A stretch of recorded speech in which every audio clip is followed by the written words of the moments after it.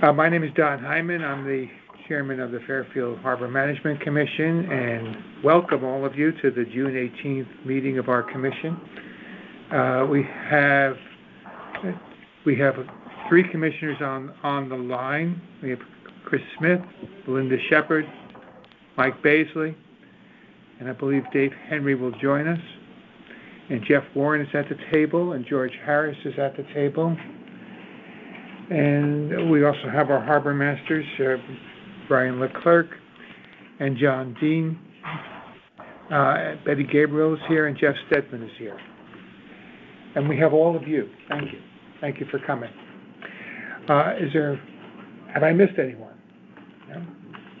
And let's get into the agenda and start with the Pledge of Allegiance to the flag. I pledge allegiance to the flag of the United States of America and to the republic for which it stands, one nation, God, indivisible, with liberty and justice for all. Metchik has joined us. Very good. And we have a quorum. Speaking of quorums, at some point in this meeting, it may be appropriate for me to elevate Mike Baisley from being an alternate commissioner to being a sitting commissioner because of the possibility that some commissioners may choose to recuse themselves at a certain point in this discussion. Let's start with the approval of the minutes. Betty has distributed the minutes from the May 21 meeting. Are there any questions on those minutes? I had some questions, and I apologize. I did not recognize that at the last meeting there were two people here I didn't see because I was so absorbed in doing other things, and that includes town engineer Bill Hurley and town attorney Philip Pires. Both were here, and I didn't see them, but others did. Thank you very much. So we will proceed. Can I hear a motion to approve the minutes? So moved. Start a second. Moved by Jeff, seconded by George. All those in favor of approving the minutes, say aye. Aye. Aye. Aye. Good. The minutes are approved. Let me give you my report, and I'll try to compress my report because we have such an interesting and active agenda. This is not a sleepy commission, is it? This is a pretty active place tonight. I spoke with Jessica McManus this past month, and this was in response to her request to try to donate and memorialize a bench at Lower Wharf. And as Lower Wharf watchers know, there are only 3 benches permitted at Lower Wharf. It was the sense of the commission at the last meeting that we would not like to memorialize any more benches. It's hard to say yes, it's hard to say no. Let's leave them unmemorialized as they are. And that whole place, as you probably know, is going to be a work site in about a year anyway. And whatever's there now may not be there going forward in terms of those particular benches. So I explained to her that our situation and that we at this time did not want to seek any more benches or memorialize any more benches at Lower Wharf. And I encouraged her to go talk to the Parks and Recreation people where they have a different position and they have more opportunities for donating money, memorializing various items, and including Ye Yacht Yard down the road. So she was okay with that idea and will proceed to do that. I'd like to think that what I've just said can actually kind of function as the interim policy of our commission until such time as the commission decides to take other action and do other things or take another decision. Should we be asked again by somebody else, I'd like to fall back on that position. I mentioned the business of recusals, and you have seen emails from me on this subject. We have a very interesting and important application before us from our friends at the Pequot Yacht Club, and the town attorney has counseled me closely on this, and you've seen in my emails to this effect that to avoid the appearance of conflict of interest, it would be prudent for members of Pequot Yacht Club who are also commissioners to consider recusing themselves at the time when that comes up for discussion and a vote, to avoid the appearance of a conflict of interest. We will still need a quorum of 4 to vote on that pre-application, and to the best of my knowledge, based on conversations I've had through the day, we will have that quorum of 4, and we will confirm that later in the meeting as we continue to make sure that that's the case. Some of you may have gone on May 30th to the town meeting that discussed the status of the UI monopole plan very briefly, and that kind of has somewhat of a tangential impact a little bit on the Porsche application, because the current plan is for the monopoles, if there are monopoles from UI, to go to the northerly side of the railroad tracks that abut that property, as opposed to the original plan, which was to go through it on the southerly side. That whole decision by the siting council has been taken to court, and will be, to sum things up, disputed and debated in court for a while to come and resolved again, and may yet go back to the siting council again for another decision. And the siting council itself, you may know if you've been reading the media, is to be reorganized and reformed under a new bill signed by the governor last week, which kind of reconstituted how it has to proceed. And perhaps there have been some lessons learned from the debates that we had here in Fairfield on that process.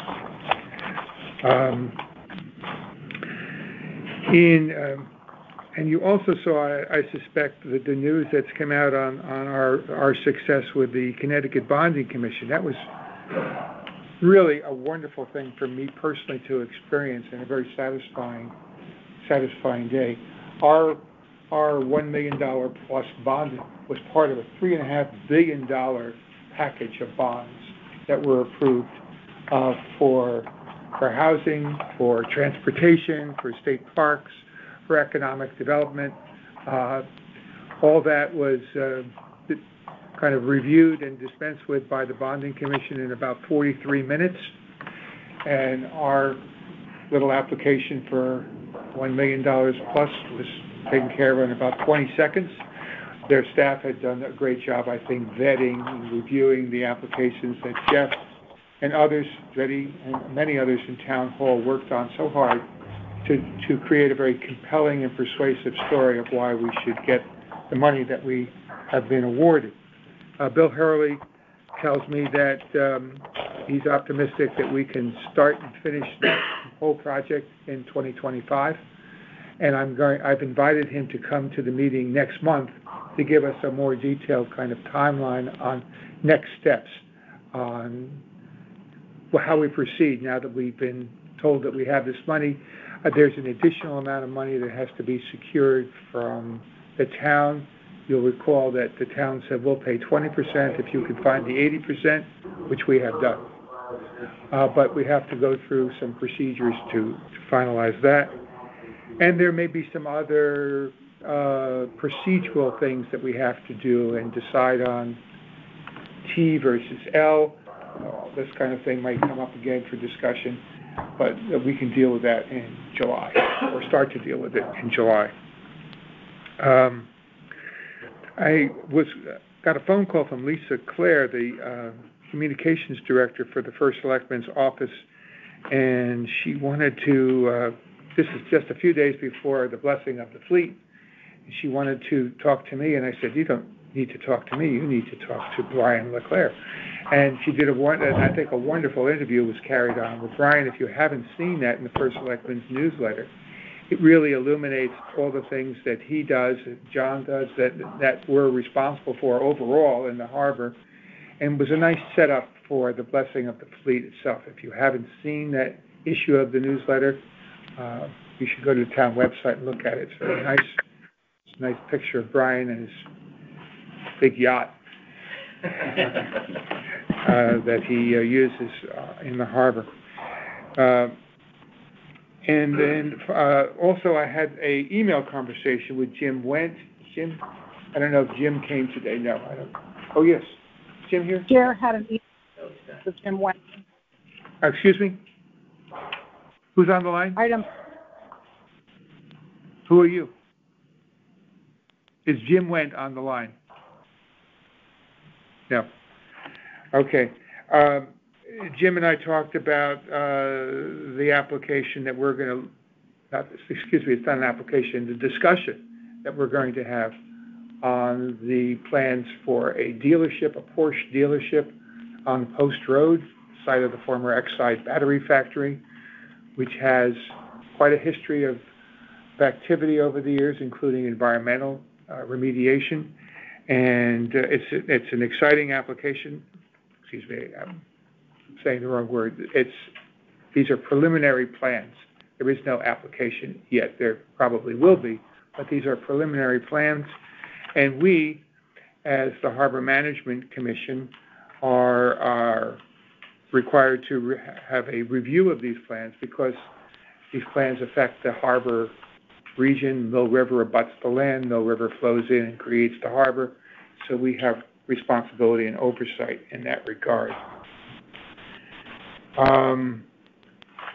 And then the final thing I wanted to add to my report is I'm going to ask if any of my fellow commissioners would be interested in being on a forward-looking budget study committee for the Harbor Management Commission. I think there are some things that we need to look at going forward for apart from the routine expenses that we have. I think there's a need to look at, we don't have a vast payroll, but we do have people that are compensated. I think that needs to be looked at and reviewed. The Harbor Master has talked about the need for possibly a larger and safer craft for him and others to use in conducting their duties. I don't want to rush anything through. We have time to think about these things and understand their implications one way or the other. So if you have interest in being on a budget study subcommittee, please let me know. Okay? Hey, guys. Dave had me on the phone here. Sorry about that. Dave, thank you for joining us. Very good. Okay, that concludes my report, and now I would like to ask Brian LeClaire, our Harbor Master, for his report. Thank you, Mr. Chairman. We are in full swing at the harbor, as you know. Boats everywhere, lots of activity. It's wonderful. Memorial Day was uneventful. In June, I kept some stats just to fill you in as to what we've been doing so far during the month of June. Enforcement-wise, one warning to a swimmer who was attempting to swim in the channel. 6 manually propelled vessels were stopped for not having any PFDs on board. As you know, you're required to have them, not wear them. But from June 1 to September 30, you need to have a PFD on any manually propelled vessel, stand-up kayak, paddleboard, canoe, anything. One vessel was stopped for unsafe operation and given a warning. Regarding moorings, I've conducted one requested inspection by a mooring holder. He was concerned something was wrong with his mooring. There wasn't. One visitor to the harbor became tangled up in the mooring and the tracer line, so we assisted him in untangling himself before he cut the entire string. 2 vessels were put, once again, in the incorrect locations this year. As every year, folks lose track of the counting. We gave a ride out to one new mooring holder to help him find his mooring and get used to how to use it. We responded to one complaint of an improperly secured vessel. To take a look at that. And I gave emergency relocation authorization to the club to put 3 vessels parallel to Perry Green. So you know we moved those boats. We lost all of those moorings and we tried putting them in a different location. We realized we needed to get some of them back over by Perry Green for the flow of traffic and for the use of the harbor. So we now have 3 of them in a parallel format. They're clear of the construction crew. That's worked out well. For navigation and safety, I conducted a depth survey over the course of 2 days, and as a result, I had deployed a new buoy. We had a buoy in reserve. As you know, we have the 2 speed buoys coming into the channel. We had a third one. I had that put on the east side of the channel between the last nun and the easternmost speed buoy, because cutting that corner, as one would one would likely do, coming in, you ran into about 2 feet of water at low tide, which is a problem for just about any keel boat. So we just bought a skin, a danger skin, to put around the buoy we own. The yacht club, our contractor, put it out, and now it forces vessels to visually go a little bit more to the west. We don't have that problem. That said, a few days later, a 48-foot power vessel with a professional captain who was visiting the harbor complained that he bumped coming in and came to a screeching halt at mid-tide, insisting he was in the channel. So when we pressed him on that, he couldn't actually confirm off of his electronics that he was in the channel where he was supposed to be. The issue is people coming in will not look at a chart or a GPS, and if you put the marker at the end of the jetty on your right, you're way too far to the right. So I think it's clear that he was not, the channel is deep enough, and he just mistook the channel. I spoke to the Coast Guard about the marker at the end of the channel and some confusion it may cause. That's a long-range project we have to talk about. We still need to illuminate it at nighttime. And the fact is, I think you just have to look at your charts or your electronics coming in. I met with the Perry Green contractor and talked to them about the project. It's going well. And as you know, we had a storm Friday night with heavy winds. We went out there first thing Saturday morning and inspected everyone's mooring lines. The only issues were 3 boats that we contacted the owners. One, his bilge pump was off and it filled up with water, came within a few 4 inches of sinking, took care of that. One had a sail cover blown off and one had its dinghy blown loose. But other than that, everything was safe and well secured. We had Blessing of the Fleet, as you know. Many of you were there. That was a great event. I'd like to take full credit for the weather that day. Spectacular. And it could not have gone better. I think traffic was controlled well. We have a good system now with the police boats assisting us, organizing the vessels, and that was a very nice tribute and a lot of fun. Army Corps of Engineers were out there. I know Jeff will talk more about that later. You can see the survey stakes that were put up in the harbor indicating the locations where it has to be dredged. You can see how much sand has accumulated there. And finally, last Thursday, John and I went to the safety drill conducted by the Yacht Club. And I think we should all, you as a commission, should be very pleased and proud with the safety policy and the standard operating procedures that the Yacht Club has for its program for its sailors, whether they're adults taking the ideals, whether it's race night, whether it's the juniors that go out all the time during the day. Every morning you'll see them going out. By having a training like this, I'm going to show you the video. It's about 4 minutes. I think it's a good video to watch that Jeff Emborg from the Yacht Club put together to show you what the safety drill is all about. It's not just about instructing the staff of the Yacht Club, the sailing instructors. The Fairfield Police sent 4 officers. The fire department sent their vessel. Westport sent a police vessel. And AMR ambulance came, and there were several fire apparatus at Yee Yacht Yard where victims would be brought. So they have to learn to work together on channels. Someone has to establish the communication. There are some weak spots, as you know, on your VHF radios when you leave the harbor. And it was a great training to make mistakes and learn from the mistakes. So when something happens, we could really be prepared and do the right thing. So if we could just put that on, John, perhaps you can just give you a little indication of what the drill was all about. And sound will kick in 1 second.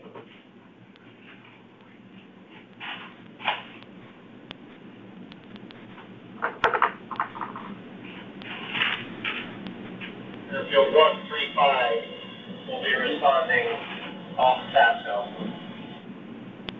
UIC, this is Fairfield 123, Fairfield Marine Police. What's your location?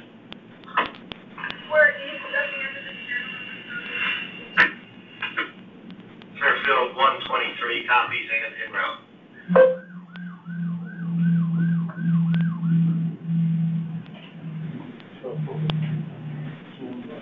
Roger that. Thanks for letting me speak well.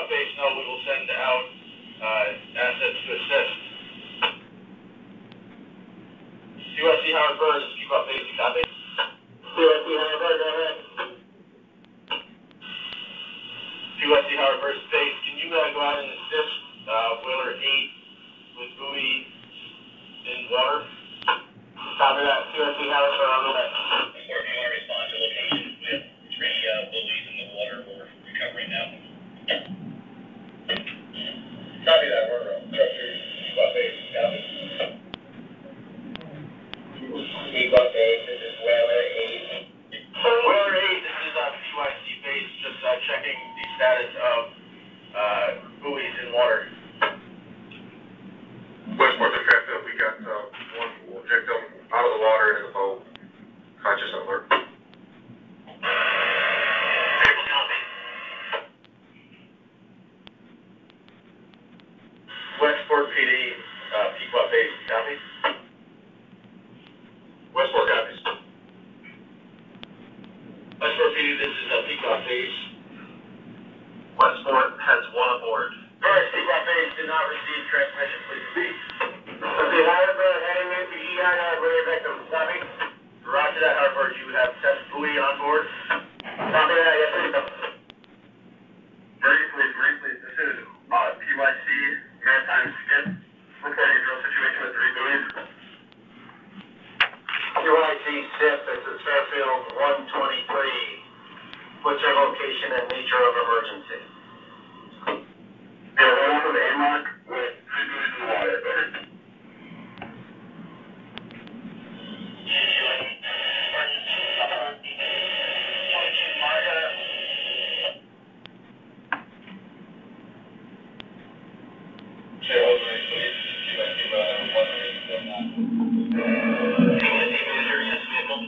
Multiple occasions, we're recovering multiple buoys in the water presently. We have 3 resources out here. That's the copy, PYC stabilized. Marine 123, Marine 228, buoy at 12 o'clock. 123 to PYC. 123, Marine 123, Marine 228, on 69. Yeah, 123, go ahead.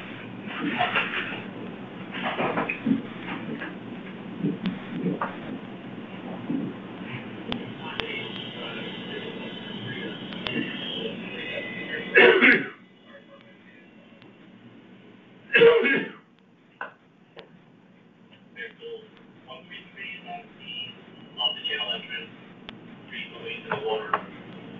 We're recovering now.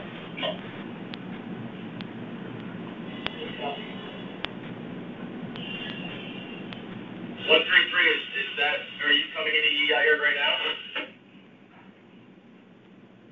I'm outside the channel entrance.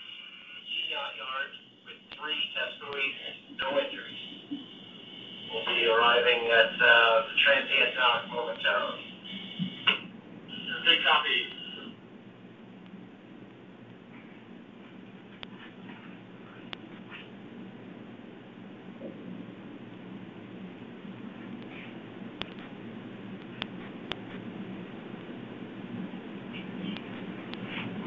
Very nicely done. Thank you. And thank you, Jeff, for putting that together. That just shows you that it's an important, really important drill to do, that not a lot of people do. And it makes everyone's job easier, knowing we planned for that and they planned for that. You won't believe how old this couple is. I don't believe.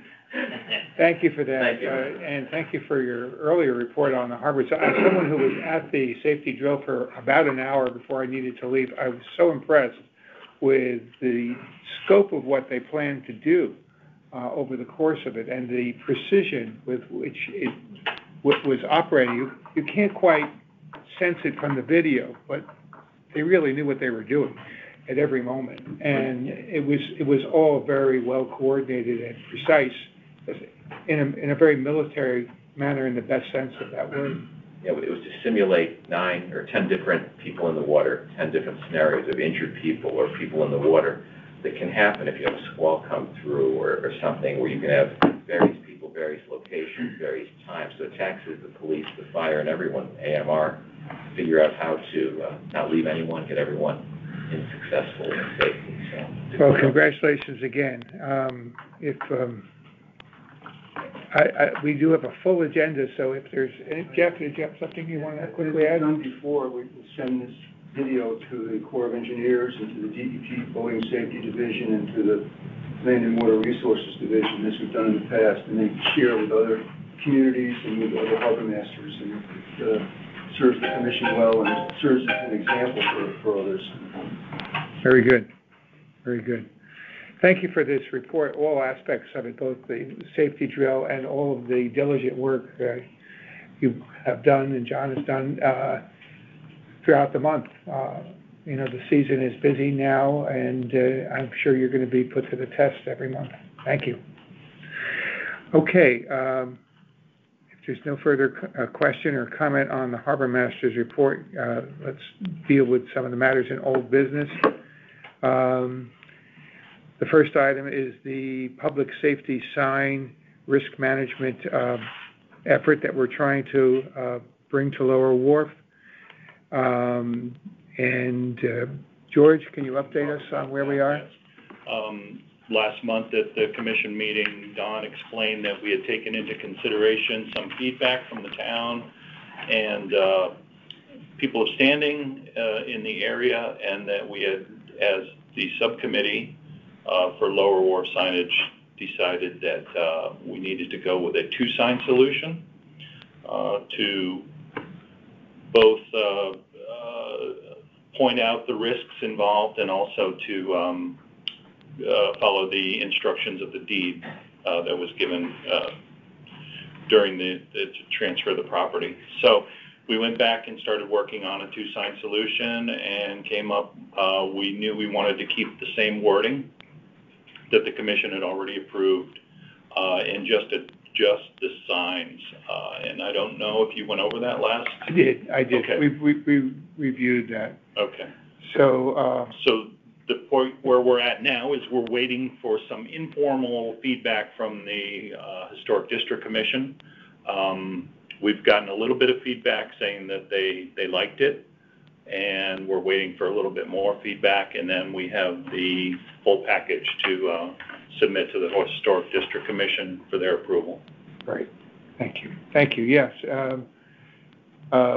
George and Belinda have had discussions with different people on the commission, and we've gotten good feedback. They're comfortable with the design of the signs. There was some question, understandably, who doesn't have questions on the language within the signs, but we answered that.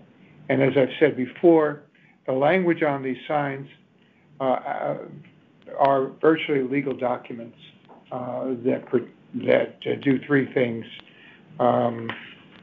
I've covered this in a note to them. They provide public safety warnings about what you need to be concerned about if you're going to Lower Wharf.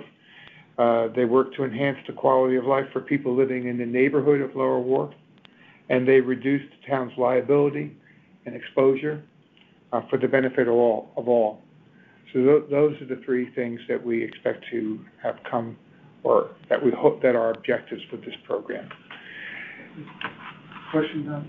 Does the commission have a chance to look at the actual application to the Historic District Commission before it's submitted? We prepared it.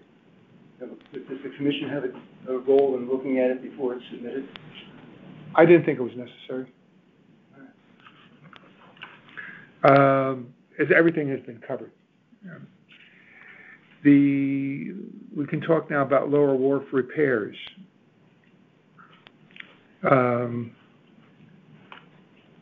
Jeff, is there anything you wanted to say at this point? You know, we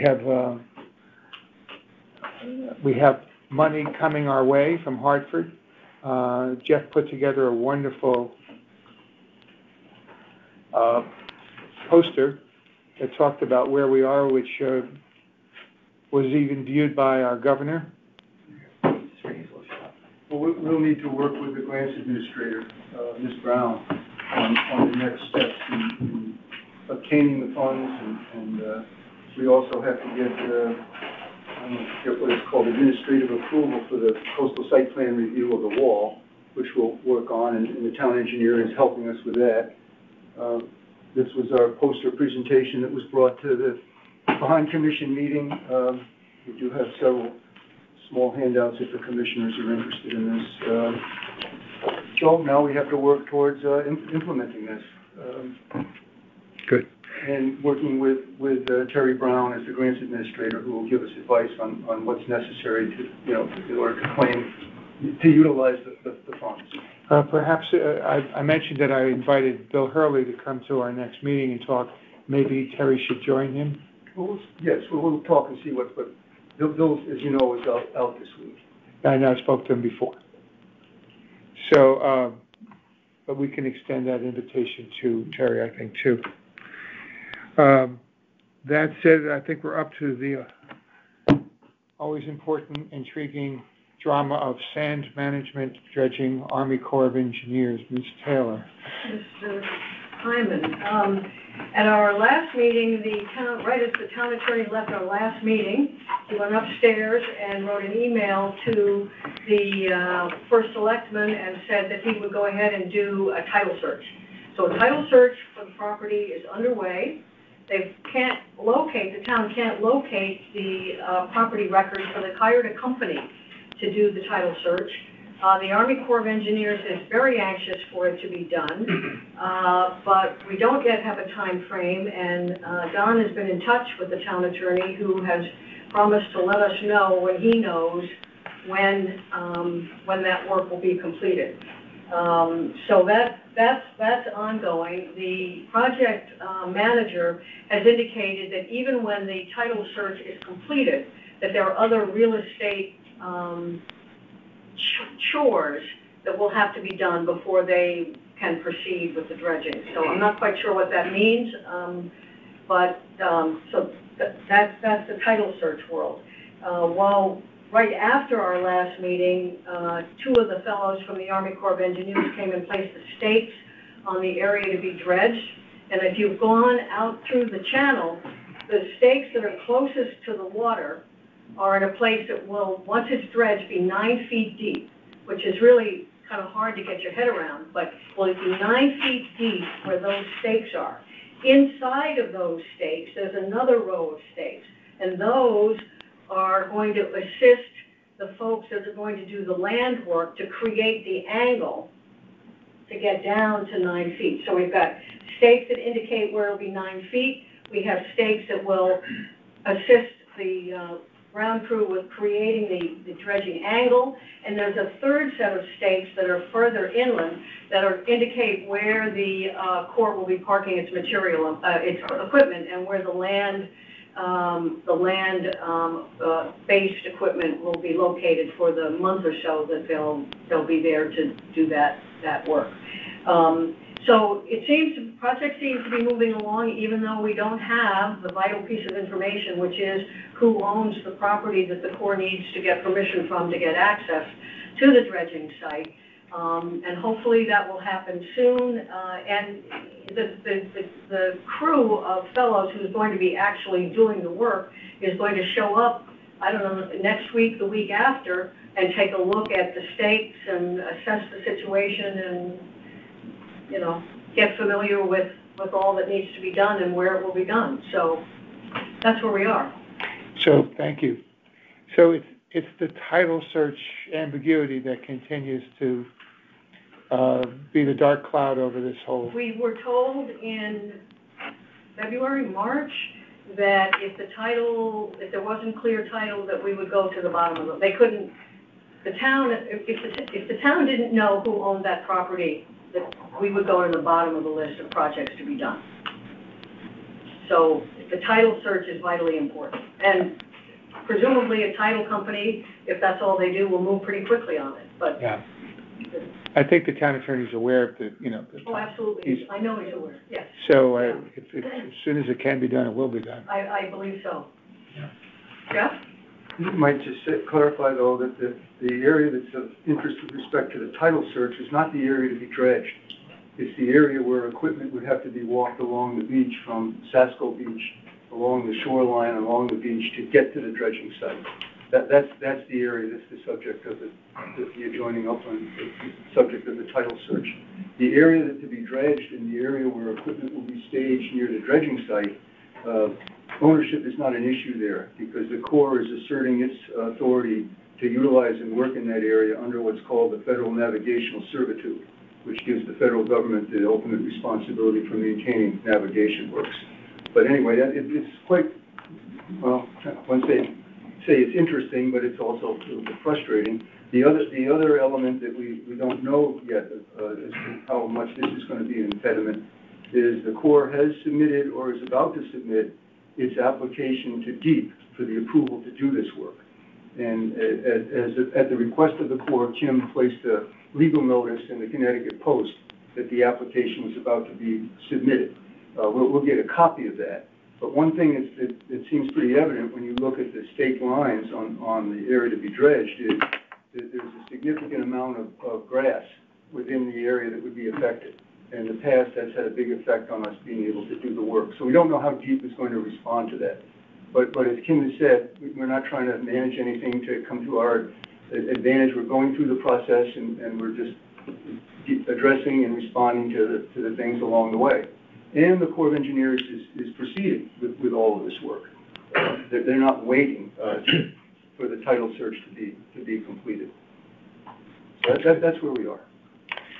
Kim, has there been any additional dialogue with the Country Club of Fairfield on the research it conducted in its title search a few years ago? We're in touch with the folks from the Country Club of Fairfield, and the town, we proposed to the town early on that perhaps it would be useful if everybody sat down together and kind of talked through this. And at that time, the town wanted to go ahead and proceed with its title search of its own. Now, I don't know what's going to happen going forward, how easily the title search company is going to be able to do its work, and whether or not it's going to be important to then sit down and talk to other people. But we have those lines of communication if we need to. Good. And then the other thing, Kim, at some point, when DEEP is reviewing this application, they will issue a public notice seeking public comments on the application. So we'll be able to make our comments at that time, and so will any other members of the public. But one thing we have learned is that because this is a federal application, there isn't a provision for holding a public hearing by DEEP on this. It will be a receipt of comments and then, let's... Well, and I think the good news is that a couple of years ago, we met with the Country Club, DEEP, the Corps of Engineers, and the Harbor Commission all met down at the dredging site. So everybody knows everybody. We talked about the issues, talked about the problems. And those people continue to be involved in the work. So. And just to clarify, when the town has done this excavation, not as much in the past, and when the town did the work, when the DPW did the work, it was done with a memorandum of agreement between the town, the Harbor Commission, and the Country Club that everyone signed off on, not to damage property. But now the federal government is involved, and they have more stringent requirements for access, and which we can all understand, and that's what's led to where we are now. Thank all of you. Okay, I want to try to move quickly through the remaining aspects of old business so we can get to new business. Jeff, is there anything else that hasn't really been touched upon that needs to be said regarding the POCD update? Brian talked a little bit about Perrymill Green bulkhead. Is there anything there that you need to add? The POCD update is interesting. And I know for my work with the Forestry Committee has some concerns, has expressed concerns about it. And we're going to have to provide a submittal. I'm not quite sure what the time frame is. I did talk with the DEEP person who's reviewing this, which is a requirement for DEEP to review it, because it's an element of what's called the Fairfield's Municipal Coastal Program. But DEEP's review is advisory. They can't direct the town what to do. But one thing, and this is, our members of the Forestry Committee, and we'll have, it's a constructive criticism. But right up front in the POCD, the listed purpose of it is to guide investment. So there's a number of people who feel that that's sort of out of balance with it's a plan of conservation and development. And so that there really should be a balance between the goals of achieving sustainable development and the associated economic benefits of that, but in balance with conservation and enhancement of the natural environment and maintaining public safety and public health. So there are people who feel that it's a little bit out of balance with an emphasis on development rather than conservation. So we're trying to deal with that, and there'll be more that this commission will be involved with. Thank you. The other thing that, I don't know if we want to bring this up now, but related to the dredging, we talked about the possibility of seeking funds for a sand management and jetty management program. Do you want me to bring that up now, or should we put that off? I think we should put it off, because it's a provocative concept, but I think it needs a little more flesh, and I'm conscious of the other items on our agenda. I want to do justice to that discussion, okay? And I think Brian has covered what needed to be said about Perry Mill Green. Is there anything else, Jeff, that needs to be added there? I think that's moving along as it's supposed to move along. And then we had a good view of the work on the bulkhead at Perry Green during coming back and going out for the safety drill.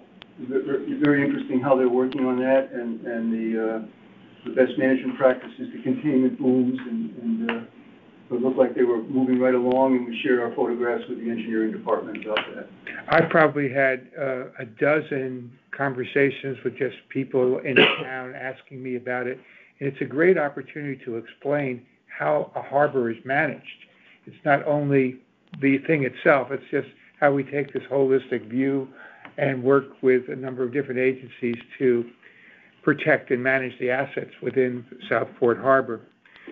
So I think that's important, because a Harbor Management Commission will need lots of people on it down the road, and this is a good opportunity to kind of tell people what we do, so that we can have people that can replace us when that time comes. Jeff, anything to talk about regarding the mooring committee? No, the mooring committee did not meet this past month, and we're now past the busy season, so actually I have no meetings planned for the remainder of the year. And everything will go to the online system seems to be working flawlessly, and Brian does all the work, and we'll report. So you're in a good position. Good, thank you. I asked Betty in new business now to just help us understand where we are with budget, because it is a new fiscal year. We have a new budget, and also we're going to need to have, George, a motion to vote on and approve the budget for the sign to be so that we have funds from this current budget to spend to pay that vendor his money. Okay. Okay. I'm not sure that you have funds this year to pay. You have the $1,000 that was approved in your budget for the signage. That's right. And that was for the upcoming fiscal budget, for year 25, not the current. So you didn't have the $1,000 to expend in this budget, but to the extent you had any available funds for the work that was done, the preliminary work that was done. Correct, it was a couple $100, yeah. Right. So you would do a motion to approve that expenditure. And I don't know if you have monies in the current fiscal budget to do that, but if you do, I'll pay it from this budget. I was under the impression that we got that $1,000 additional money to spend in the year that... You have that as of July 1. As of July 1. As of July 1 is when you start with those expenses. Okay. So is that the company, I don't have I don't have the invoice with me, but whatever company it was. Sign Creations. Sign Creations. So there may be enough money left over to pay the $200, but... For the preliminary work. Yes. If there is, I will. But you would have the motion to approve that expenditure. I would welcome such a motion. Okay. Thank you. I move that the work that has already been done on the signs by Sign Creations in Southport, their invoice be 200, I think it was 200 or 250, be approved for payment in this fiscal year. I'll second that. I'll second that. All in favor? Aye. Aye? All right. Any opposition? Thank you very much. That motion is approved. We can pay that vendor. And I'm fairly certain, Betty, that the balance of the spending will take place in July and beyond that, so we'll. Right now, you have $291.30 as of June in your current budget as of, I ran this today.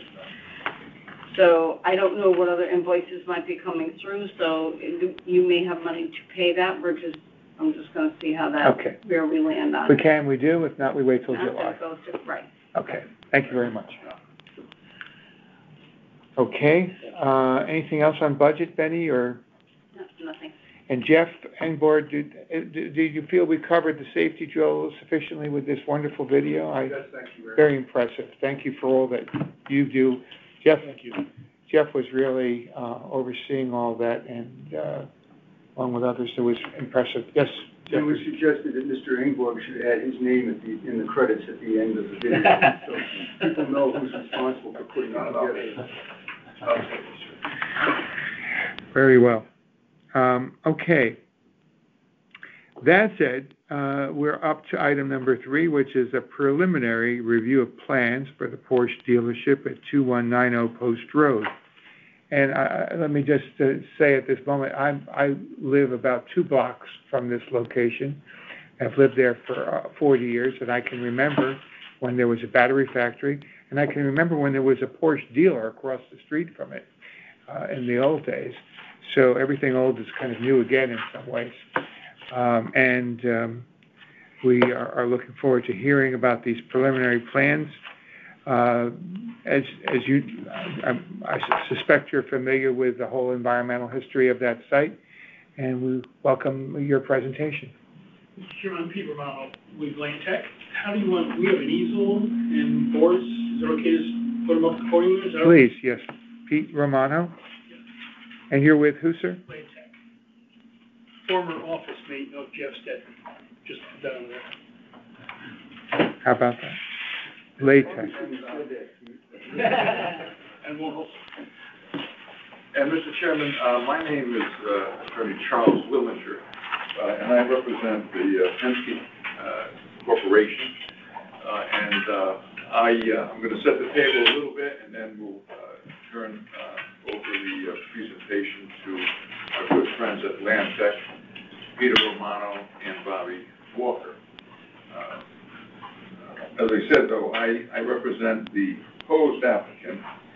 The applicant's name, if it's of interest to you, is UAG Fairfield CP LLC, and that's a Penske Corporation-related company.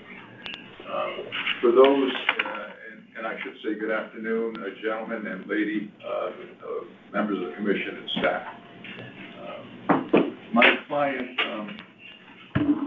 has been actually in Fairfield for the last 24 years. They own. Can I move it down there? Yeah, I put a bicycle here.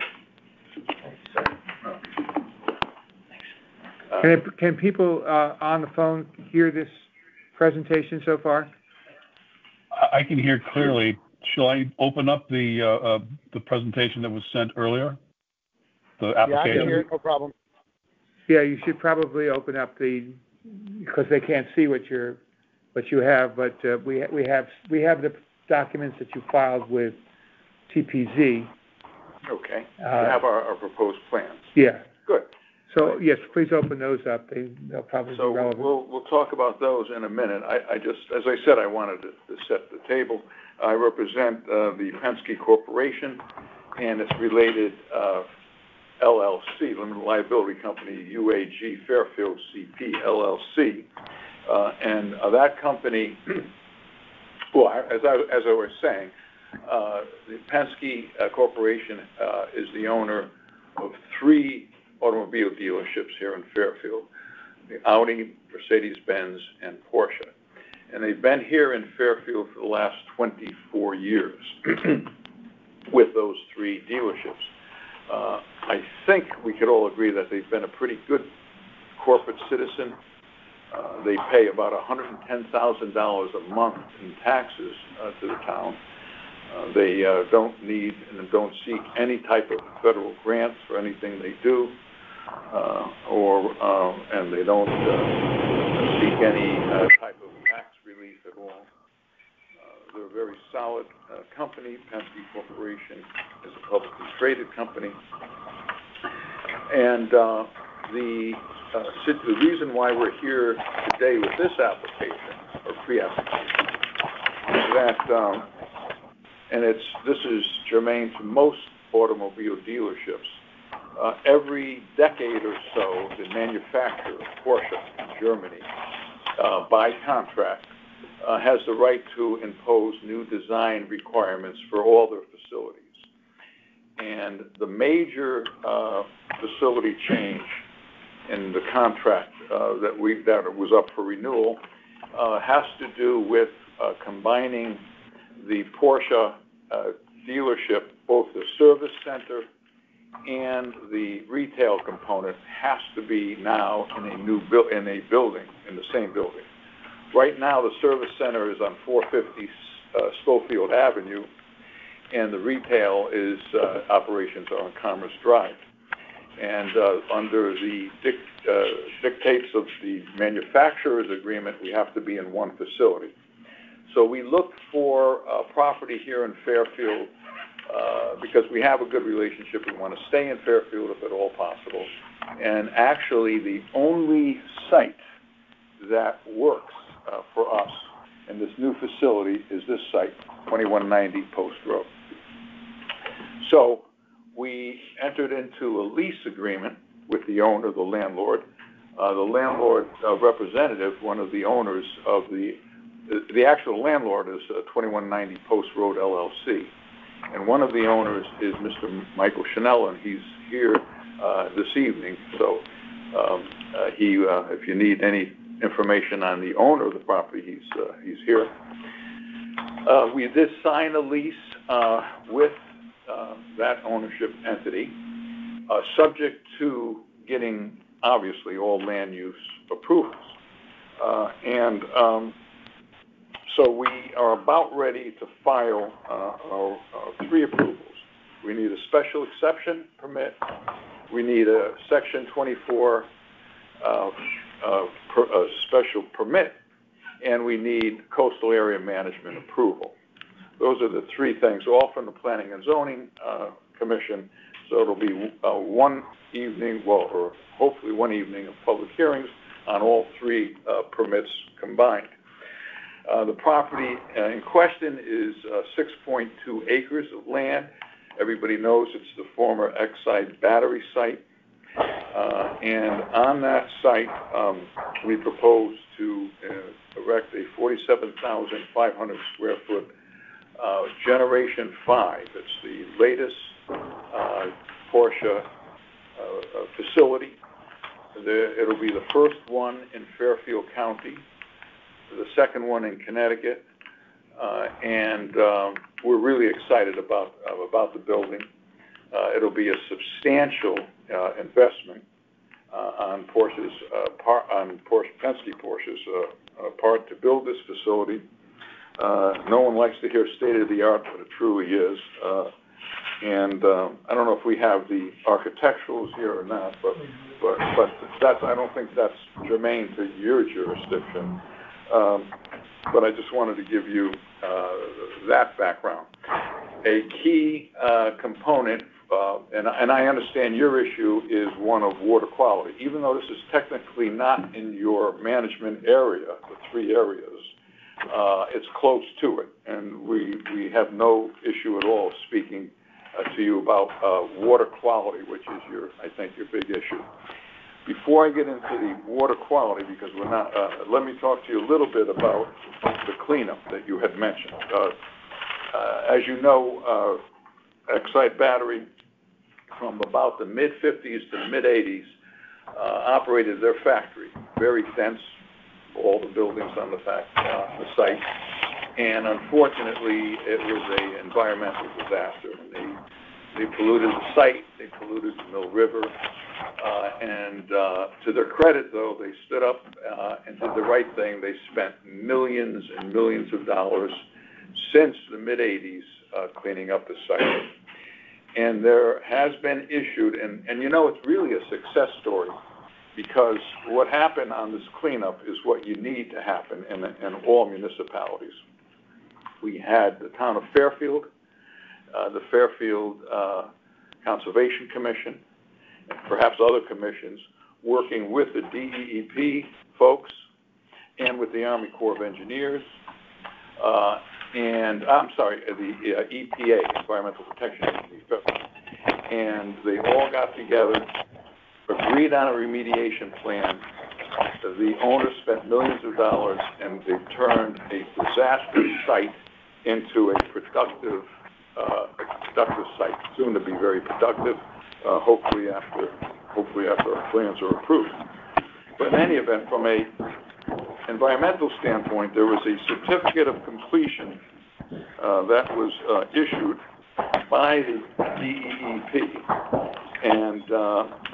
and it says in here, and I have a copy. If you're interested, I could leave it with you if that's at all of any interest. But just citing it, it says that the issuance of this certificate is based on the completion of environmental cleanup work required by state laws and regulations, as well as state and federal guidance and regulations. The completion was, this particular letter was dated February 5 of 2020, and it says that a final administrative decision has been made and a certificate of completion may issue. We release Exide from the financial assurance and liability requirements of federal law and state law, and the site has been cleaned. So, Mr. Chairman, if you're interested in that, I could give you this. Thank you, yes. I'm going to try to mute the background noise that I'm hearing here I'm hearing anyway. So just, I think I dial *5. Anyone know?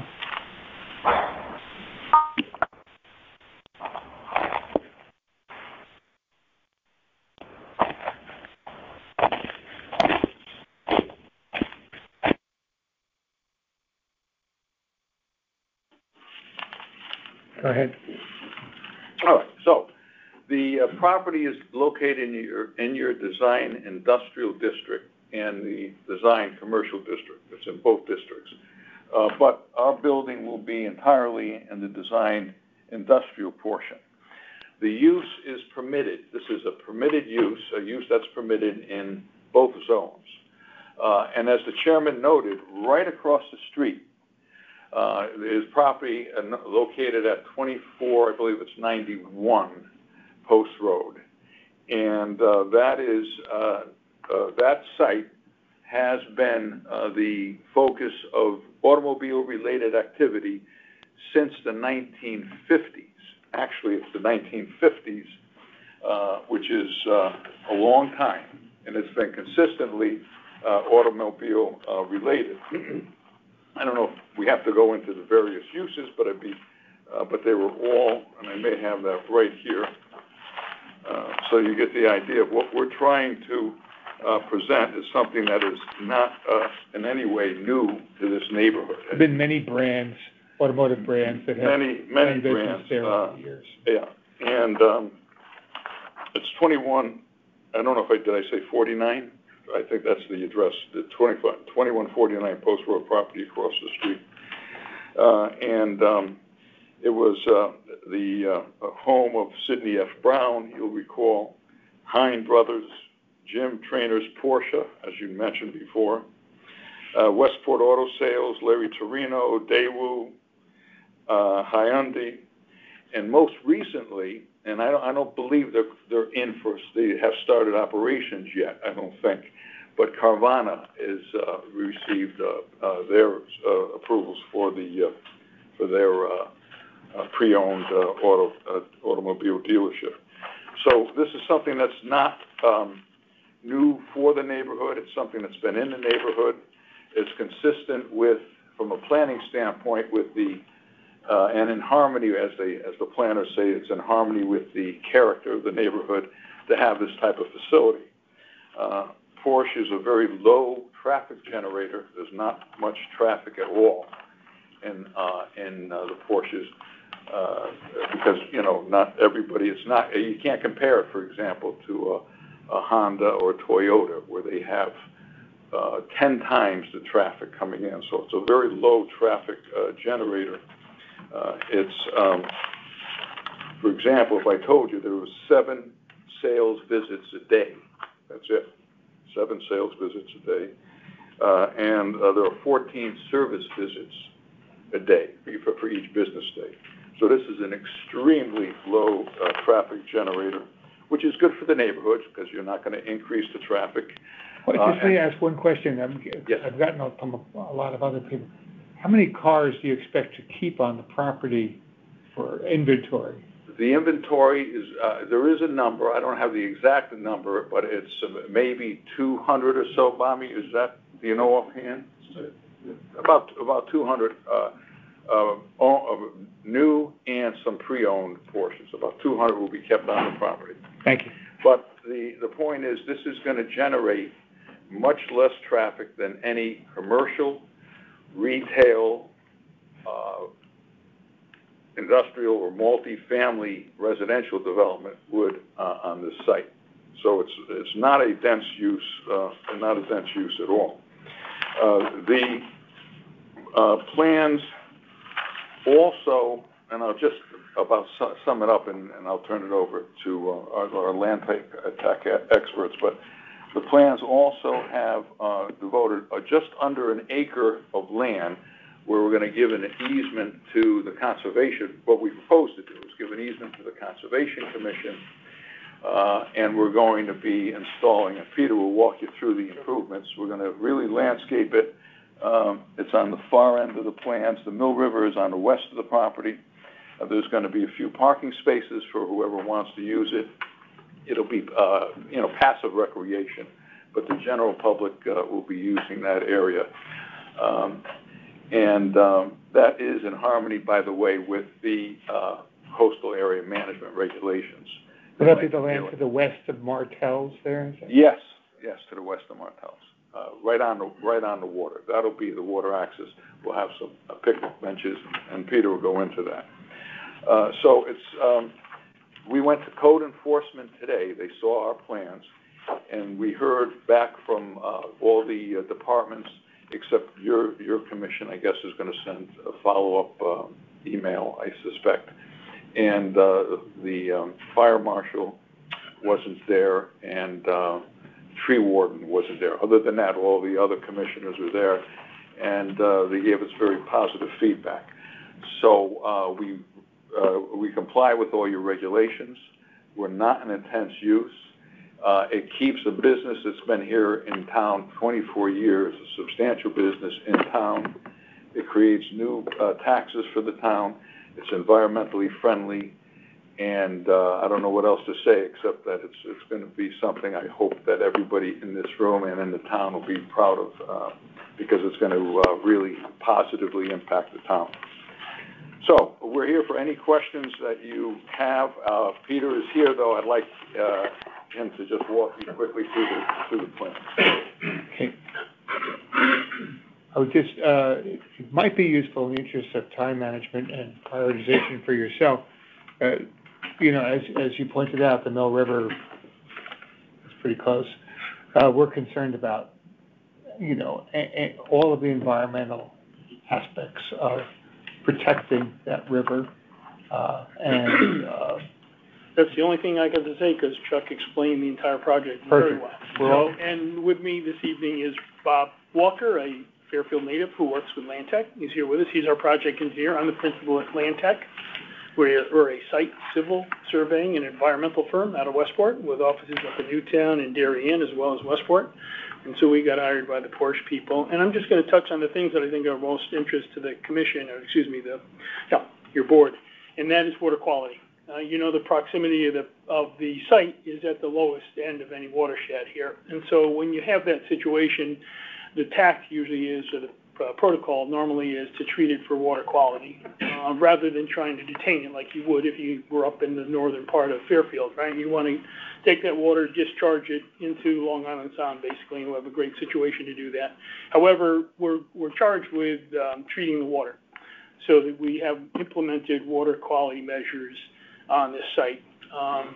There is infiltrators that'll pick up some of the water. We have what they call hydrodynamic storm water separators that'll collect the water before it gets discharged, and obviously it's going to get discharged. There's actually an outlet right now to Mill River, and we're going to embellish. There's a riprap revetment that's in place right now. We're going to enhance that a little bit, and then there's all the catch basins have sumps and traplets in them. Floor drains will end up going to, again, a storm separator that will get discharged to the sanitary sewer. If you've been by there, that area that's designated or delineated by the big concrete blocks that are placed along that edge there, pretty much that's where we have a wonderful opportunity to put a very nice public access there. And we've laid it out landscaping-wise and walkways, and Porsche is even contemplating putting picnic benches out there for not only the public but also the employees. And also the potential for customers. The customers coming in and doing a short-term like oil change or something, they can go over there and sit on the park bench. And basically that other area is, aside from maybe implementing some landscaping and a nice walkway, what you see there now as far as topography is going to remain.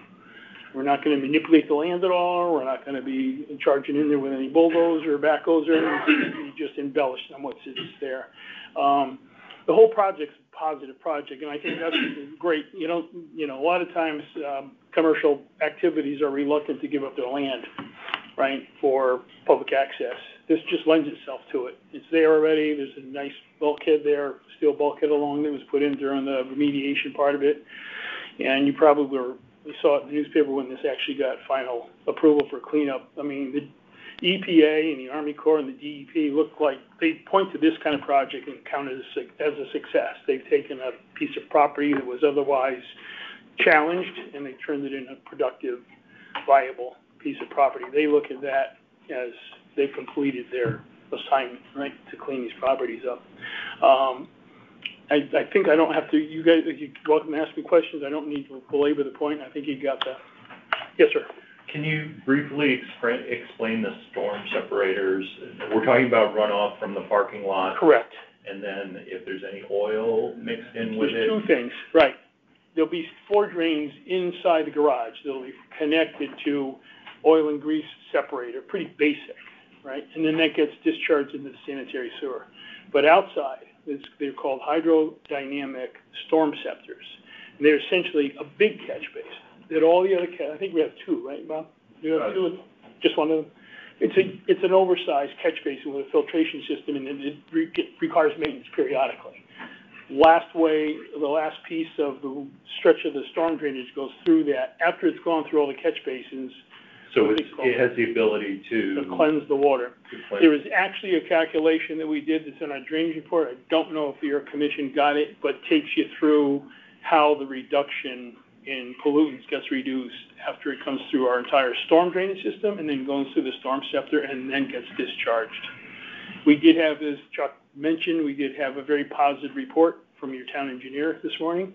Bobby and her worked on this thing back and forth over the past couple of months, and I think she gave a very nice report today that they feel comfortable with that. And it's a method that's anytime, we do a bunch of stuff right down by the beach and everything, and they don't ask you to hold the water. They basically say, pick up the first 1 inch of flush of rainfall, cleanse it, and that's how you treat when you're at the lower end of the watershed and in close proximity to a Long Island Sound or tidal waters. You wouldn't do this, like I said, up by Fairfield U, but this is what they do here.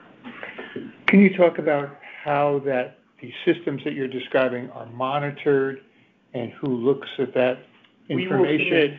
We'll submit an operations and maintenance manual with our submission to the town, and then the people that it'll be maintained by the people that install it. And there's typically a contract with the owner of the piece of property that'll, sometimes the town asks for them to register it with the town so to ensure that it gets done.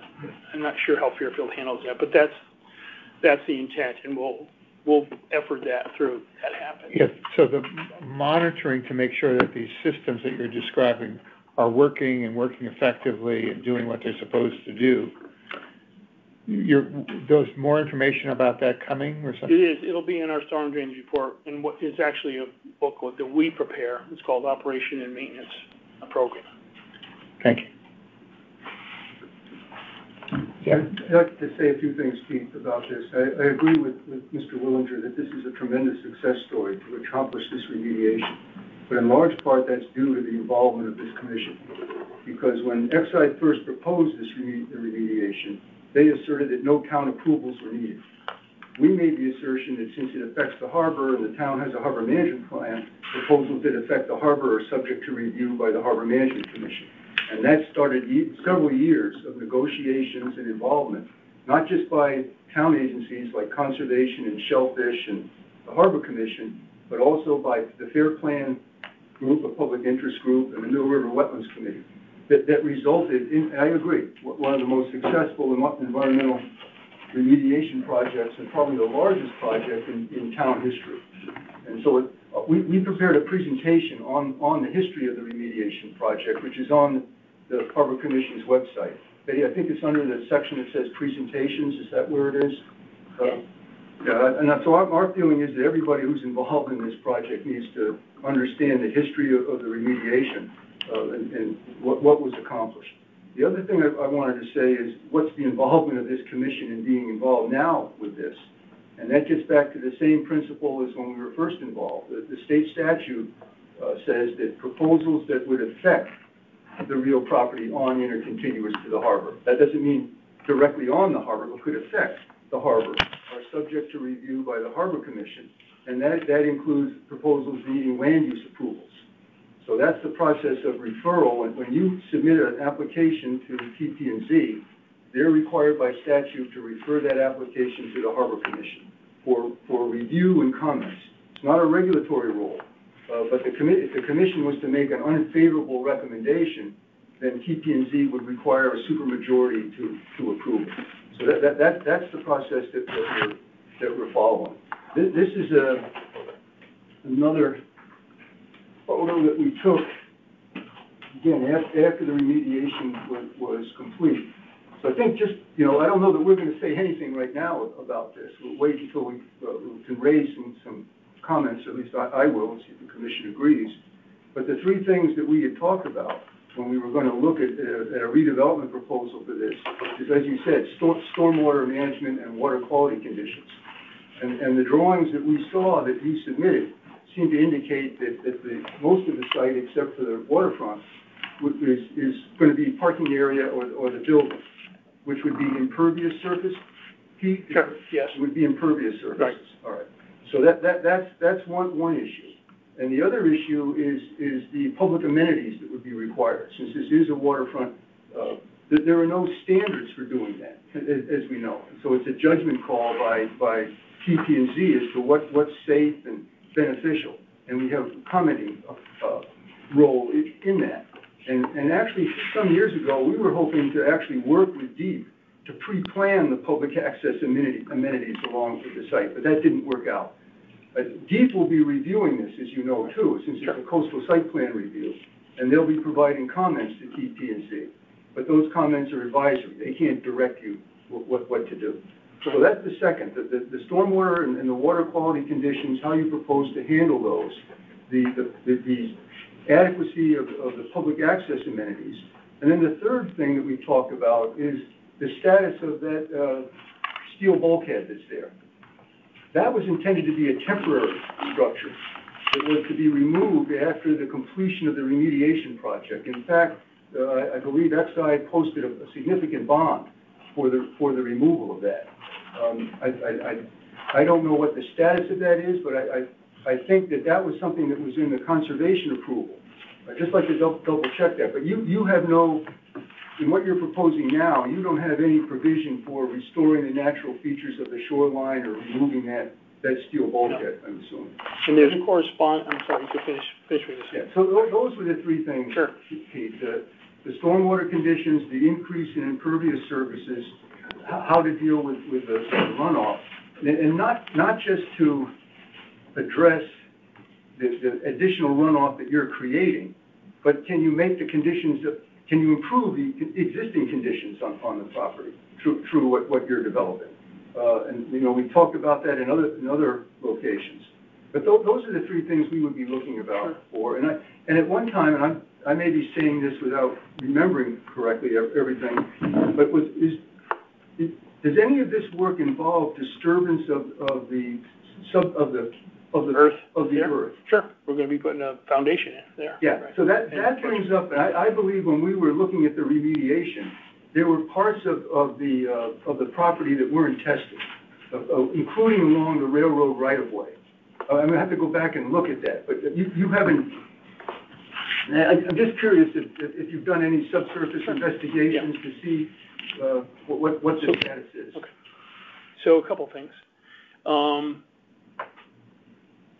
We have an LEP on board right now. We've gotten a clean bill of health. We can just develop this piece of property with no restrictions. We can provide that documentation to you. And the three things you point out, Jeff, they're typical of every piece of shoreline property that we develop in all of Fairfield County and Westchester County and stuff. So we share some of the same concerns that you do. And the only thing I would ask, or I wonder how you get the opportunity to see plans and then make some recommendations, because like Chuck said, within a couple of weeks, we'll be submitting the planning and zoning. So what is your process? There's a legal requirement for, and I forget the statute number, it's in the harbor management statutes, but proposals that would affect the real property on intercontiguous to the harbor that are received by planning and zoning or any land use authority, they're to be provided to the Harbor Commission at least 35 days prior to a public hearing on that or prior to a final decision on it. So it's not your job to provide the plans to us. I mean, it's much appreciated that you come in and... No, I want to make sure we're an opportunity right now to incorporate some of your comments. But it's the TP&Z's responsibility to provide the plans to us 35 days before the public hearing. Okay. So we'll make sure that happens, for one. And when we submit it to them, Jim Wendt, you can find a more wonderful planning and zoning director. I'm sure he'll see that they get here, and we'll reiterate what your concerns with. And I think you'll find that some of these things have been addressed already. Good. And I will mention that I did talk about this with the DEP person who's reviewing it. And she had not yet received a referral. She would not. Steve's comments. We have not submitted anything to them. Yeah. The only people we talked to, we went to code enforcement today. We met with DOT regarding, the right-of-way improvements and things like that. And we hired our own LEP now that's going to oversee the construction there. But from all the correspondence I have, and we have the owner here that suffered through the remediation, can speak to that. I also have correspondence from Sue Jacobson from August of 23, directly addressing the bulkhead. And I can leave those with you. You can take a look at it. The bulkhead's not intended to be taken down. There is that rumor going around town, but the bulkhead's staying intact. There might be something that our owner has suggested, and why Mike Shadell is the owner of the property, Porsche is the user of the property, and we recognize that maybe that top of the bulkhead, something needs to be done for safety purposes. It's basically a piece of metal that's been cut off kind of thing, but I don't see any place in any correspondence from the last 4 or 5 years that say the bulkhead's coming out. And there's really no work going on over there. So I can leave that with you to take a look at. We'll make sure that, so here's what's going to happen. Within a couple of weeks, we're going to be submitting to planning and zoning, and one suggestion was made today to kind of help in the review process by DEP, that we put our coastal area management site plan report together and site plan together and get it to them, so that as we get to a hearing at planning and zoning, they will have comments, hopefully. Or, they may have comments, and we may be able to address them and go to planning and zoning with their comments incorporated into it. And so we agree. We're an environmental firm, and the only thing I'm going to correct you on, this is not the biggest environmental remediation project in Fairfield. We are also the site civil and environmental engineers on the Metro Center. Now, there's a seriously big project. But other than that, look, let's have dialogue. However, the best way is to get your comments to us. This is the time to do it. I always say to the conservation commissions or even planning and zoning commissions, I'd rather have you part of the solution at the front end rather than submit something, right? And then you're into the statutory limitation timing, and you got to start changing stuff. So we're right at a good spot right now. Good. And look, I don't know how you operate completely, but, usually Tom Ryder from our office is here. Some of you know him. But if there's an opportunity for Jeff and our office to get together and go over some things, Yeah. I would offer that. You know, in brief, it's, at this point, more information rather than less as we go forward, understanding all the things we're just talking about. And, you know, there will be at the right time, working closely with Jeff, a comment from our organization, from our commission. And, you know, we want to work this all out. You don't actually know how closely Jeff and I used to work. We could, like, look at one another across from our desk. He was his firm was in an office where we were. I don't want to suggest that he and I were working on the same thing. No, Well, then you know him. But I can attest that a reputable and highly qualified firm is representing the applicant here. That's good to hear. I think that's fair to say. Thank you. That's good to hear. Any questions or comments from the public at this time? Well, I also have a question too. Excuse me. In the beginning of the discussion, I actually don't recall if it was you or the attorney, but when you were talking about needs, you talked about a special exception, a special permit, and coastal area management. Are any of the special permits or exceptions related to coastal area management or to the western Mill River portion of this, or is that separate and The related whole to thing other parts is, of the property that would be right. outside of? So Chuck, I can explain that as well as him, but I'll just give you a rundown. Any project like this in that zone is required, it's a special exception application. And then the other separate, other little special special permit application is potentially for some excavation and fill. We might exceed the 250 cubic yards of manipulation of earth that might take place here. So they're all, and then CAM is the third thing. So they're going to handle it all at one time. Because right. Anything else from the commission before we go to the public? Answer, address Doug's question. The requirement for the coastal site plan review is a requirement under the Connecticut Coastal Management Act, which sets the coastal boundary. And within that boundary, certain applications for land use approvals require coastal site plan reviews and approvals to determine their consistency with the policies of the Coastal Management Act. So when TPZ is reviewing this, in part, they're reviewing it not just with respect to their own planning and zoning guidelines, but also the Coastal Management Act, and that's the way of municipalities looking to advance the goals of the state's coastal management program. But this triggers a coastal site plan review because it's located within the legally designated statewide coastal boundary. I'd like to just, Peter, thank you, that was a great summation. I just want to add one other more practical issue. Porsche has time constraints with its manufacturer. We want to have, if at all possible, our foundation permit right after we get approvals, hopefully, and we want to get in, and this foundation has to be in by the fall to meet the timelines for this new Generation 5 building. Now, so that's a practical consideration. But it ties into this bulkhead. We investigated the bulkhead issue. We have determined, and with Peter's help and with the landowner's help as well, that that bulkhead is now very much part of the infrastructure of the site. It keeps the site stable. It keeps the land in place. Any disturbance of that bulkhead would require DEP permits and approvals, and that would, in essence, kill this project, because by the time DEP starts getting involved with all their permits and approvals, months, if not years, will go by. So it's our contention that that bulkhead remains. It's part of the infrastructure. To disturb it, by the way, it's been there for years and years now, would cause problems to the habitat, to the fish habitat, to the tidal wetlands. It would be a monumental task. And it'd be a negative from an environmental standpoint, we were told. So we don't want to disturb it. And the last point on the bulkhead is that it really stabilizes if, for example, if the town wanted to have some kind of small building or an lookout, that they could build right on top of that bulkhead and help to stabilize it. So there's a lot of reasons why we certainly don't want to get involved with permitting. The bulkhead will be part of the public access. It'll be the easement that we're going to give to the town. And there's a lot of good reasons why I think it should remain. But the biggest reason from a practical standpoint is the timing issue for us. Thank you. Helpful to understand. Thank you.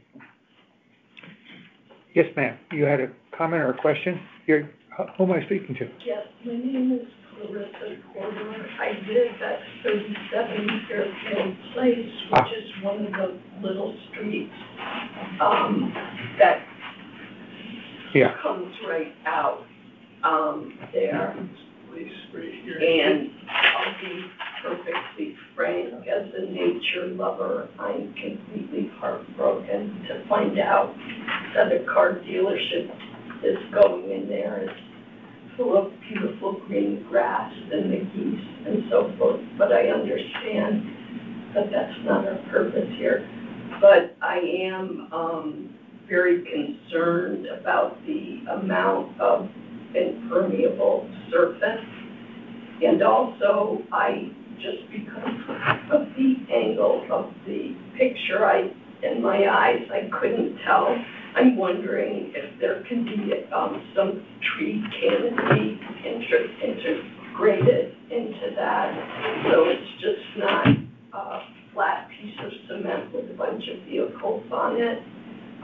If there can be trees, if you can somehow not destroy all of the grass. And also, I'm someone who often picks up trash on the beaches. It gets into the water.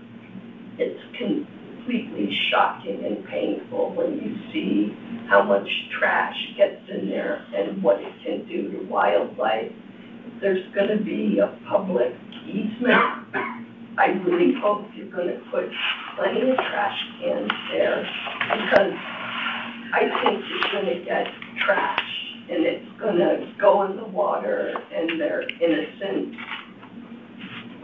fowl that comes up against this stuff, and it's really painful to see that happen. Thank you.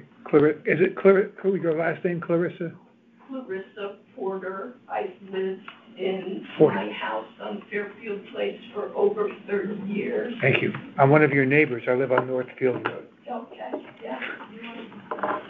Thank you for letting me speak. Thank you for talking. Is it okay for me to respond? Is that all right? Yes, please. Probably the only thing I can promise you is the grass is staying, but, You can't leave some grass. yeah, we're gonna landscape islands. This is our planting plan. There'll be trees and boxwood in the front. And, the one thing about this dealership, you can drive over to Commerce Drive and see how impeccably kept their Porsche dealership is over there. And I think there's an opportunity for, a corporate partner to have the money and funds to really spruce up that public access. So, I've been involved enough with commercial property owners all balk at having to do this public, and the Porsche people have embellished this. So there's a little piece of paradise that's going to be there. It's a contaminated site for 40 years. So you got to look at it that way. Well, the aesthetics. Yeah, I got you. The other thing too is you can come to planning and zoning. That's probably a better place for you to voice your comments about that. I'm just telling you, that's where you have an opportunity to say those kind of things, the concerns. And then you'll see the building and all that other stuff. Okay, I think, thank you very much. Thank you very much. Oh, excuse me, Tom. Just a question. Well, I tried getting this URL, and I couldn't get it. It wouldn't come up. I'm wondering if these boards' presentation will be on the HMC website for this agenda. I apologize for that. The link that was on the agenda, the first one, was corrupted somehow and it didn't work. And I subsequently sent out another link, but we'll have to fix that. And we can, what can we get for Tom? I've got a flash drive, if this is available tonight. Tom, would you like these plans? We can contact me. Sure. It'll probably be better to get the final plans that we're going to be filing, and then that goes online anyway. So. Yeah, my error in the original link. I sent a bad link. Others complained too. I'd like to just review them. Instead of waiting till a TPZ meeting, I'd like to make a contribution, but not this evening, but I'd like to be able to review the plans. We'll get them give me your email and we'll get it to you right away. Well, I just gave him my card Oh, also, okay. and as we get our plans done, we're gonna ship them off Certainly. a copy of the stuff. And I can also print a copy for you. Thank you. Yeah. Anything else from the public?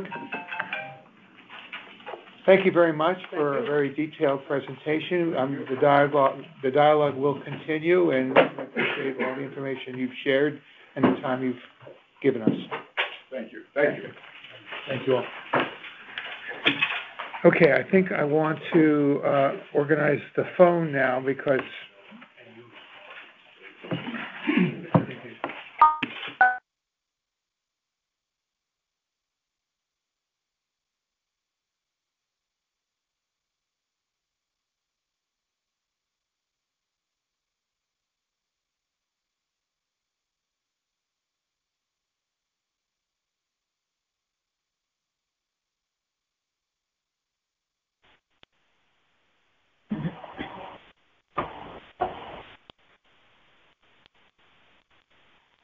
Were we cut off?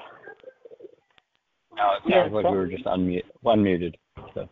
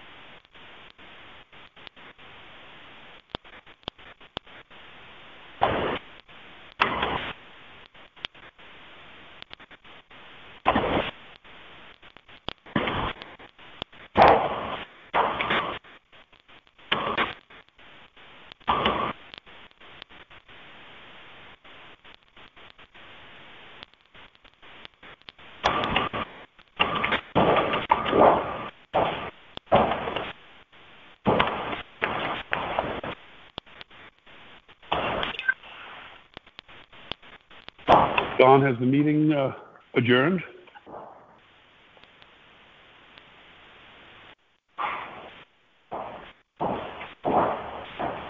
Does anybody hear me? I can hear you, yes. It's Belinda. Hello, Yeah, can you hear us now? I'll be out of the meeting somehow. Hello. Can you hear us now? I can hear you. This is Chris. I heard Belinda a moment ago. Yeah, same here. All right, good. So Chris Smith is on the phone. Belinda is on. Is Mike Baisley on the phone? You've got me on. Good. Is Dave Henry on the line? Yes, sir. Dave Henry's here. Thank you. I'm sorry for that technology glitch. Wasn't my first, and it probably won't be my last. Sorry about that. Okay, we are now, I think, ready to get to that part of the agenda under new applications, which deals with the Pequot Yacht Club Waterfront Improvement Pre-Application Consultation. And this is the moment when Pequot Yacht Club will be presenting its plans in more final form than they did last month, and when we will have discussion on that, and then a vote on that process. So it's appropriate at this time for me to ask if there are any members of the commission who are Pequot Yacht Club members who wish to recuse themselves at this time. I wish to recuse myself. Jeff Warren wishes to recuse himself. Anybody Smith, else? This is Chris Smith. I should recuse myself as well. Anybody else wish to recuse himself? Well, although I'm an alternate, I am also a Pequot Yacht Club member, so would need to recuse myself. Thank you, Belinda. Anybody else? Doug Metchick? Doug Metchick. Okay. So the people recusing themselves are Chris Smith, Jeff Warren, Belinda Shepard, Doug Metchick, because they're all members of Pequot Yacht Club. And we have been counseled on this process by the town attorney. Remaining to form a quorum are Mike Baisley, George Harris, here, Dave Henry, and myself. Those are the four people that become the quorum to listen to this application presentation and then vote on it. Okay? Is that clear, Betty? Yes. Okay. So we have the four-person quorum that's needed to listen to this application. And I'm grateful to my colleagues who are Pequot Yacht Club members and commissioners. And at this time, recusal also involves leaving the room. And because there is a perception that that body language can communicate that there's other communication. So if you have recused yourself, I ask you to consider either leaving the call or leaving the room. We're not returning. That's correct. You don't have to return, which is why we put this item at the end of the agenda. I hear Belinda there. I think, Don, I will just drop off the call. I think that's probably the best thing to do. That's correct. And, okay. And I thank Chris you, Smith, I'll drop off the call as well. Right. Excellent meeting, by the way. Thank you. Thank you. And Doug Metchick is packing up his backpack. And yeah. I think, in a moment we'll be ready to listen to the Pequot Yacht Club. We'll be in a position where there's no appearance of a conflict of interest, and we can proceed with a good discussion of this interesting and important application. Okay? Thank you, Jeff. Thank you, Belinda. Thank you, Chris. And thank you, Doug, very much. So right now, we only have Mike Baisley on the call, correct? No, we have Dave also Henry. Dave. I'm sorry. Mike Baisley and Dave Henry, and they have told me earlier that they will stay on the call until this is done. And you have George Harris and myself in the room. Got it. So we are the quorum that's required to hear this application. And Tom Stenke is nodding.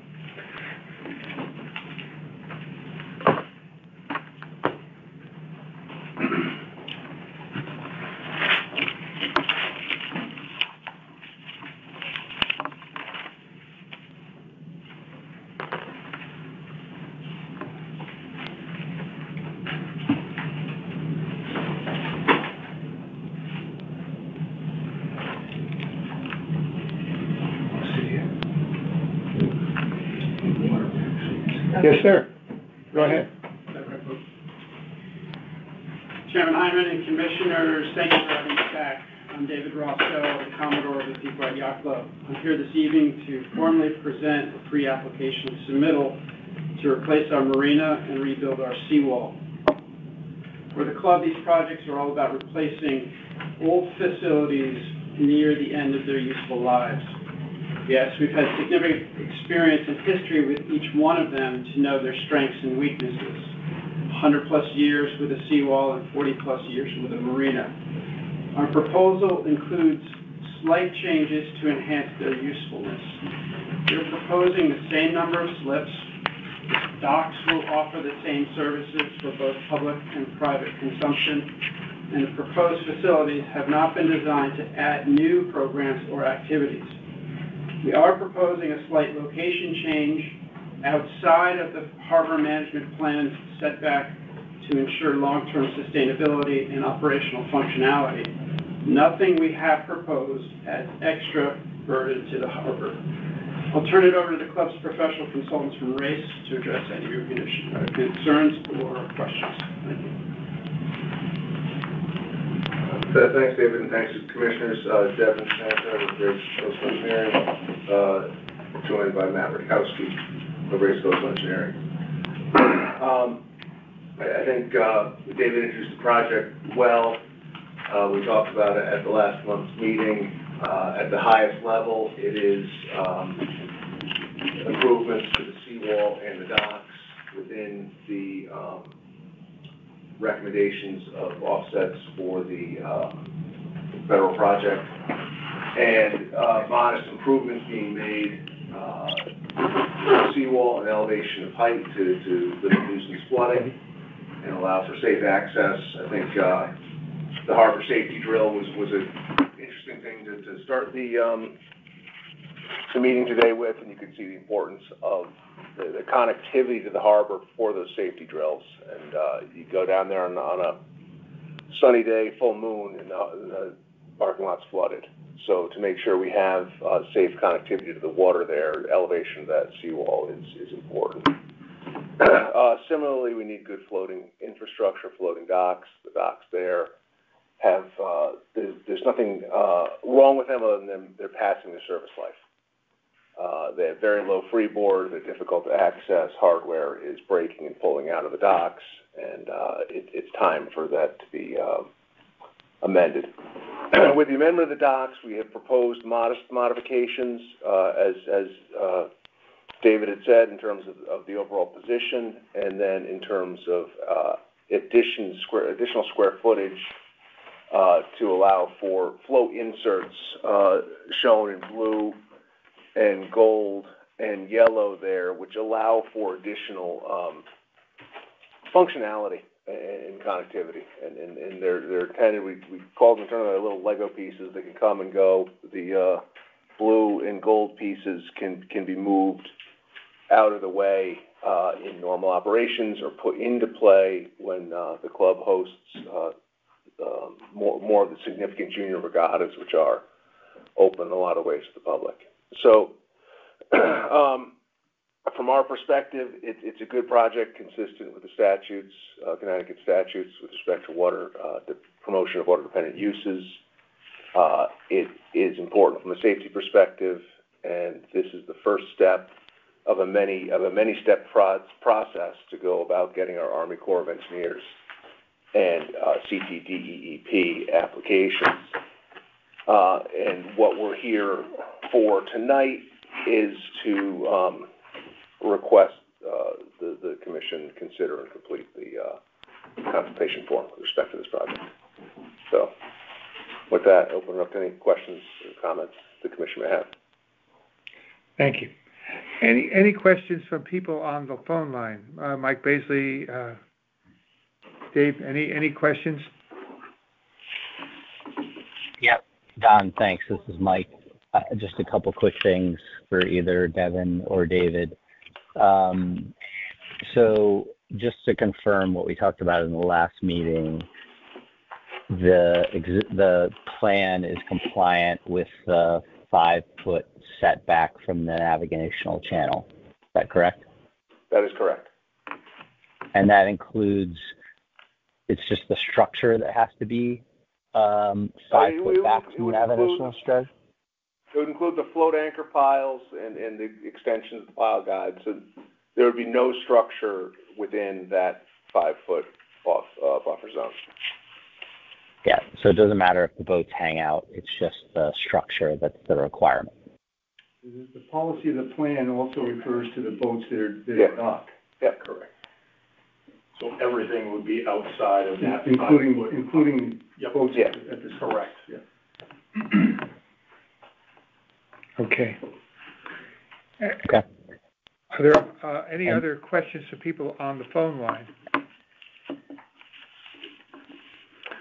Any questions? Don, I have one more quick one. So the only other real requirement that we have to be concerned about as a committee, other than the setback from the navigational channel, is what? Is it the distance between the dock and the shore, or are there any other, kind of specifications that we have to be concerned about in the harbor management plan? I'll defer to Jeff on that. I have a few things to mention. Do you want me to address that one? Yes, go ahead. Yeah, thanks. We did look at any impact. The dock position is moving modestly. I think it's on the order of 6 to 10 feet, depending on the location, moving waterward. The impact would be how it would position relative to the transient moorings in the middle of that stretch of the federal anchorage. And we looked at that relative to conventional guidance on ferry distances, and we'd still be within a comfortable distance of accepted tolerance. Well, at the risk of talking too much, I'd like to say a couple of things here. For the people on the phone to understand what the process is about here. So the DEP regulatory process for acting on permit applications requires an applicant to come to the Harbor Management Commission here or in any other town prior to the applicant submitting the application to DEP. And they call that a pre-submission consultation. And so and then there's a form that goes along with that. And, well, it's called a pre-submission consultation. And on the form, there are 2 boxes, and it says check one of the following. The commission has determined that the work described is consistent with the plan, or the commission has determined that the work is inconsistent with the plan. So the policy that we follow and other towns follow is not to check either of those boxes, but to check the box that says comments attached. And the reason for doing that has come up in other towns, that there's no requirement to check either of those boxes. And so in other towns where the commissions had gotten in trouble doing that, checking that it's consistent with the plan, and then as the regulatory process continues, learn, not that this will happen with yours, but learning more about the application and then having second thoughts and wanting to, and in some of those towns, the attorneys for the applicant said, you can't change your mind. You already found it consistent with the plan, and based on land use law, the plan hasn't changed, so you can't change your mind. So in other towns, the town attorneys have advised, don't check either of the boxes. If you are okay with the project, simply say you have no objection to the project moving forward to an application to DEP. And the commission will continue to reserves its right to continue to review it, including in the regulatory process. And you can also attach additional comments. So my thought was that the additional comments that we might want to consider, Devin and on your existing site plan and proposed site plan, that's drawings 4 of 9 and 5 of 9, I think it would be helpful for you to call out the setback from the channel. I didn't see that. Maybe I can't see properly, but it doesn't have a dimension.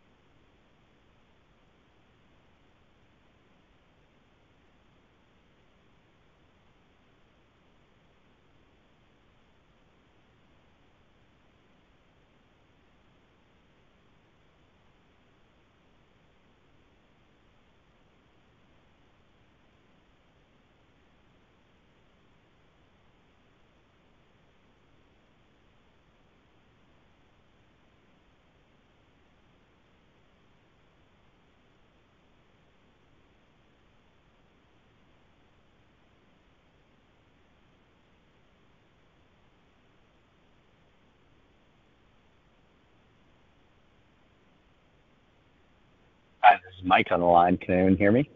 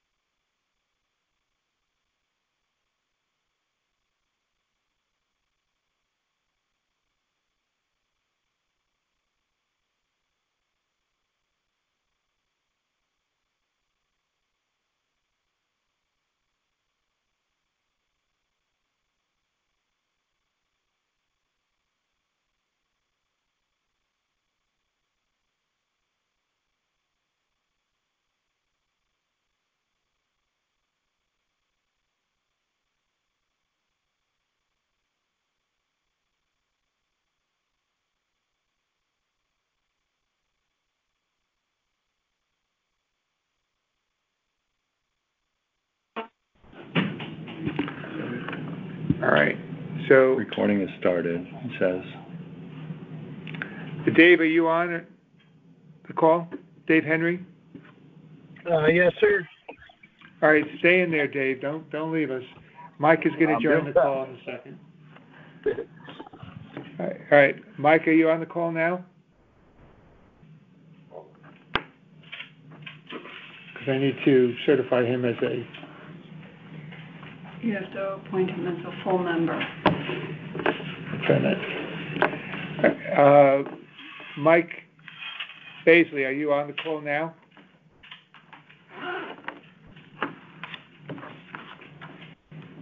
I've got Mike joining. Mike, that you? Yes, it is. Okay, so Mike, at this point, because you are an alternate member, I'm going to elevate you and appoint you and certify you as a acting commissioner at this time. So you're an acting commissioner and Dave Henry is a commissioner, George Harris is a commissioner, and I'm a commissioner. And the four of us constitute the quorum on this vote. And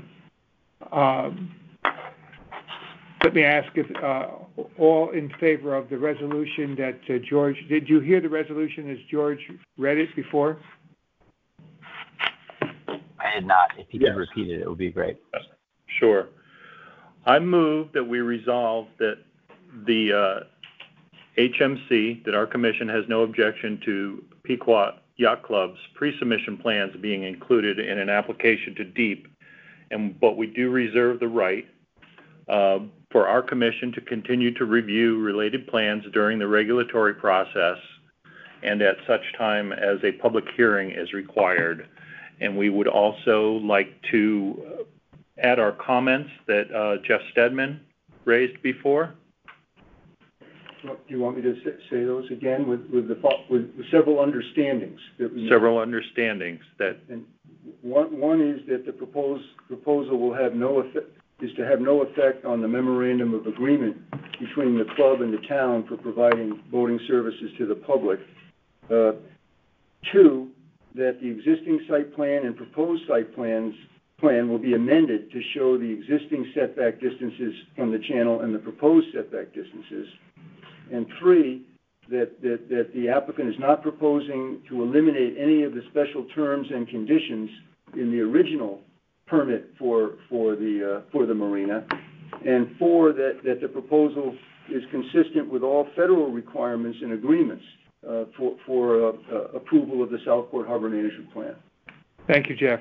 All in favor of this resolution, please say yes. Yes. Yes. Yes. Yes. Is there any opposition to this resolution? The resolution carries. Thank you, Commissioners. Thank you very much. Thanks for making the time for us. Thank you for waiting, from 4:30 to. And we are at exactly 6:30, which is what I hoped would be the point of ending this meeting. And Mike and Dave, thank you so much for staying on the line and putting up with the technical glitches that are part of my legacy. Anyway, I think we can call for the meeting to be adjourned. I move the meeting be adjourned. Any comments from the public before we adjourn? All in favor of adjournment? Aye. Hearing no opposition, we are adjourned. Okay. Thank you all very much once again. Appreciate your patience.